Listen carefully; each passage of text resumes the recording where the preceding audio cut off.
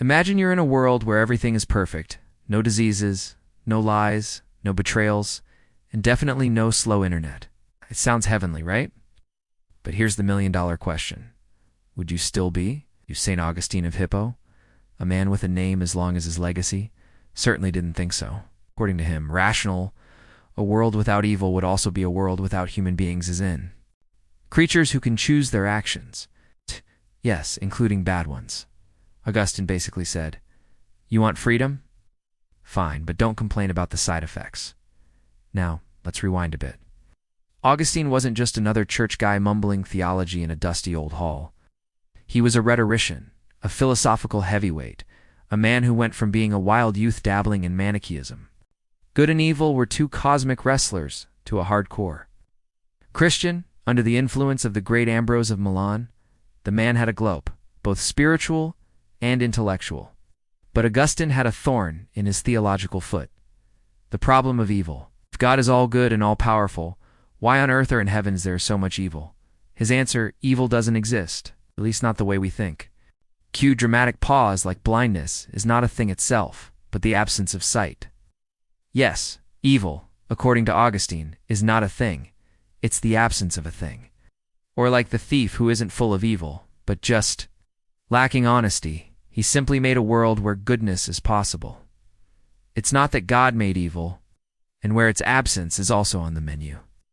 And he didn't come up with this entirely on his own. He borrowed it from Plato, who also believed that evil is a kind of shadow, a lack of light, not an object in itself. It's like Augustine turned on Plato's philosophical lamp and said, let there be metaphysics. But wait. Augustine wasn't done just yet, because even if evil is an absence, someone could still ask, why did God make a world where this absence could exist in the first place? And this is where Augustine goes full TED Talk. Otherwise, the whole exercise would be pointless, he says. Look, to be truly rational, humans must have free will if you can't choose to do wrong. And doing right isn't really your virtue. And free will means being able to choose between good and evil. Some can't have meaningful choices if everything is pre-programmed like a robot vacuum cleaner. Calling sickness a lack of health doesn't make the pain go away, does it? Free will is messy, yes, but it's also the price of being human. Good luck with that. Adam had to be able to choose the apple. You see, Augustine wasn't just solving a theological riddle.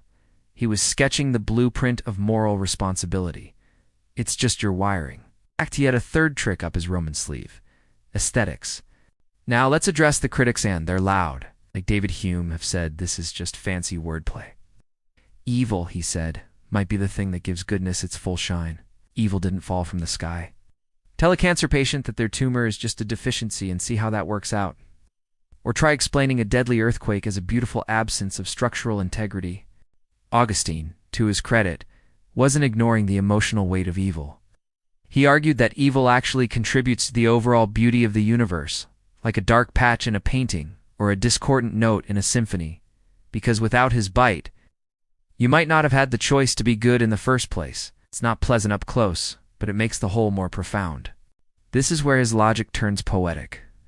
He essentially asked us to zoom out and see the bigger picture, like an artist stepping back from the canvas. Maybe evil is not a glitch in the divine code, but part of the design. Yes. A hard pill to swallow, yes, but perhaps more satisfying than believing the universe is just a cruel joke. Of course, none of this will convince a hardened skeptic who's already left the church chat group, but for those who do believe in a good and powerful God, Augustine's theory remains one of the most enduring intellectual frameworks. It's been echoed, debated, and occasionally ridiculed, but never quite replaced. In the end, Augustine's message is clear. God gave us free will, not as a curse, but as a crown. It crept in through the same door that lets us love, create, forgive, and dream. Without that door, we wouldn't be rational beings, we'd just be moral puppets. So the next time you mess up, blame Adam. Or better yet, thank him.